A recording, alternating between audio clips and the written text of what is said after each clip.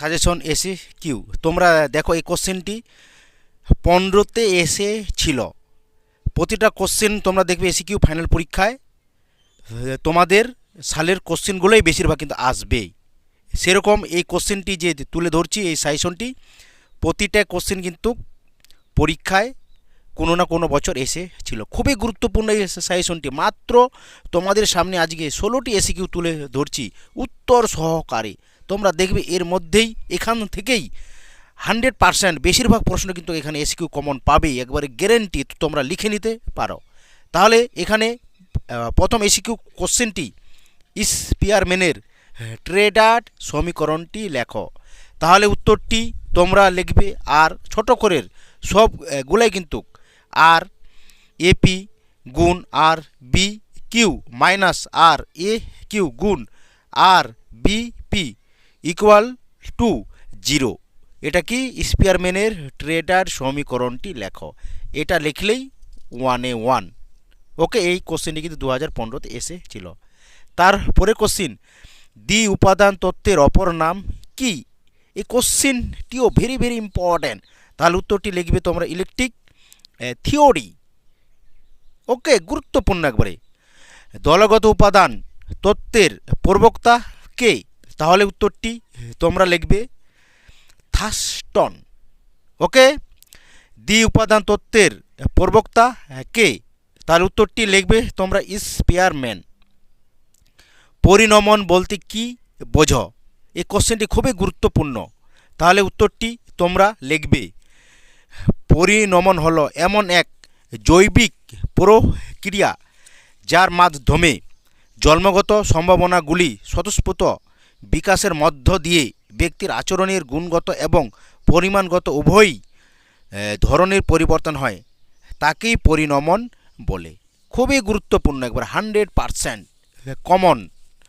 পরের কোশ্চেনটি, রাশিবিজ্ঞানের শ্রেণী ব্যবধান বলতে কি বোঝো? এই কোশ্চেনটি 16তে এসেছিল।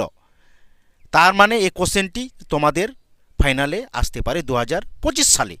তাহলে আমরা উত্তরটি লিখব সংগৃহীত স্কোরগুলিকে যখন নির্দিষ্ট দূরত্ব অনুযায়ী ছোট ছোট দলে ভাগ করে সাজানো হয় তখন সেই দূরত্বকে শ্রেণী ব্যবধান বলে। একবারে এটা 100% লিখলে 1-এ 1 দেবে, কোথাও নাম্বার কাটবে না। টেলিচিহ্ন কি? তাহলে উত্তরটি আমরা লিখব রাশিবিজ্ঞানের স্কোর গণনার জন্য ব্যবহৃত দাগগুলিকে টেলিচিহ্ন বলা হয়। একবারে 100%। নেক্সট কোশ্চেন, কেন্দ্রীয় প্রবণতা কাকে বলে? তাহলে আমরা উত্তরটি লিখব কেন্দ্রীয় প্রবণতার অর্থ কেন্দ্রের দিকে যাওয়ার ঝোঁক, অর্থাৎ এটি সমস্ত স্কোরের প্রতিনিধিত্ব করে।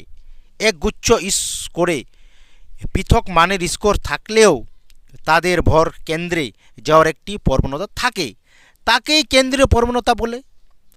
100%। সংবিধানের 45 নং ধারায় কি বলা হয়েছে? এই কোশ্চেনটি 13তে এবং 2019-এও এসেছিল। তার মানে তোমাদের ফাইনাল পরীক্ষায় আসতে পারে। উত্তরটি আমরা লিখব সংবিধান কার্যকারী হওয়ার 10 বছরের মধ্যে 6 থেকে 14 বছর বয়স পর্যন্ত সমস্ত ছেলে মেয়েদের জন্য প্রাথমিক শিক্ষাকে অবৈতনিক ও বাধ্যতামূলক করার কথা বলা হয়েছে। খুবই গুরুত্বপূর্ণ। বানারসি বিশ্ববিদ্যালয় শিক্ষার কোন তালিকাভুক্ত? তাহলে আমরা উত্তরটি লিখব শিক্ষার কেন্দ্রীয় তালিকাভুক্ত। ওকে, বিশ্ববিদ্যালয় শিক্ষা কমিশনের একজন বিদেশি সদস্যের নাম লেখো। তাহলে আমরা উত্তরটি লিখব ডক্টর টি গার্ড। মুদালিয়ার কমিশনের অপর নাম কি ছিল? তাহলে আমরা উত্তরটি লিখব মাধ্যমিক শিক্ষা কমিশন। ওকে, ত্রিভাষার সূত্র কি?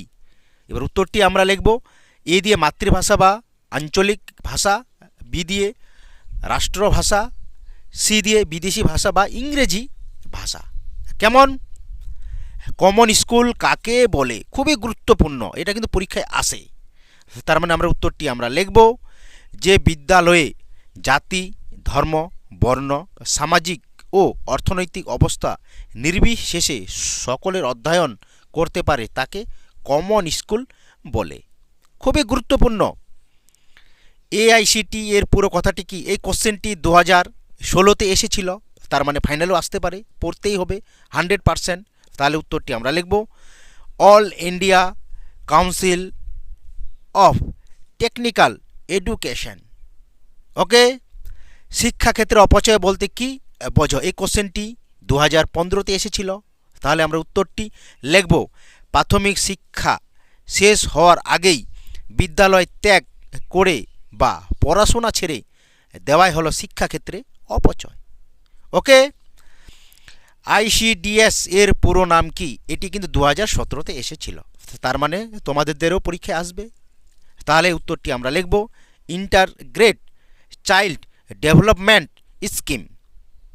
ওকে, স্টেলার্স কি? এই কোশ্চেনটি 2016-তে এসেছিল, তার মানে তোমাদেরও পরীক্ষায় আসবে। তাহলে উত্তরটি আমরা লিখব ব্রেল ব্যবস্থায় পুরু কার্ডবোর্ড বা কাগজের উপর যে শক্ত জিনিস দিয়ে উঁচু উঁচু ডট বা বিন্দু দেওয়া হয় তাকে স্টেলার্স বলে। ব্রেল পদ্ধতির প্রচলন কত খ্রিস্টাব্দে হয়? তাহলে আমরা উত্তরটি লিখব 1829 খ্রিস্টাব্দে। খুবই গুরুত্বপূর্ণ। করপল্লবী পদ্ধতি ব্যবহার করা হয় কোন শিক্ষার্থীদের জন্য? তাহলে আমরা উত্তরটি লিখব অষ্টম, তাহলে এখানে উত্তরটি লিখব মূক ও বধিরদের জন্য। ওকে, নেক্সট কোশ্চিন, সর্বজনীন প্রাথমিক শিক্ষা বলতে কি বোঝো? তাহলে আমরা উত্তরটি লিখব অষ্টম শ্রেণী পর্যন্ত সকল শিক্ষার্থীকে শিক্ষা দেওয়াই হলো সর্বজনীন প্রাথমিক শিক্ষা। জাতীয় বয়স্ক শিক্ষা কত খ্রিস্টাব্দে চালু হয়? তাহলে আমরা উত্তরটি লিখব 1978 খ্রিস্টাব্দে 2 অক্টোবর। ইউনেস্কো এর প্রধান কার্যালয় কোথায়? তার মানে আমরা উত্তরটি এখানে লিখব প্যারিসে। তোমরা দেখবে 2025 সালে এর মধ্যেই 100% বেশিরভাগ কিন্তু কমন পাবে। একবারে তোমরা লিখে নিতে পারো, একবারে খাতা কলমে যা বলছি তার মধ্যেই পরীক্ষা আসবেই। যদি নতুন হয়ে থাকো এই ধরনের ভিডিও পেতে গেলে তোমরা অবশ্যই এই চ্যানেলটিকে সাবস্ক্রাইব করে রাখবে, পাশে থাকা বেল আইকনটি বাজিয়ে দিয়ে পারলে তোমাদের বন্ধু বান্ধবী নিজের কেউ থাকলে এই ভিডিওটি শেয়ার করে দেবে, তারাও যেন 100% এসিকিউতে কমন পায়।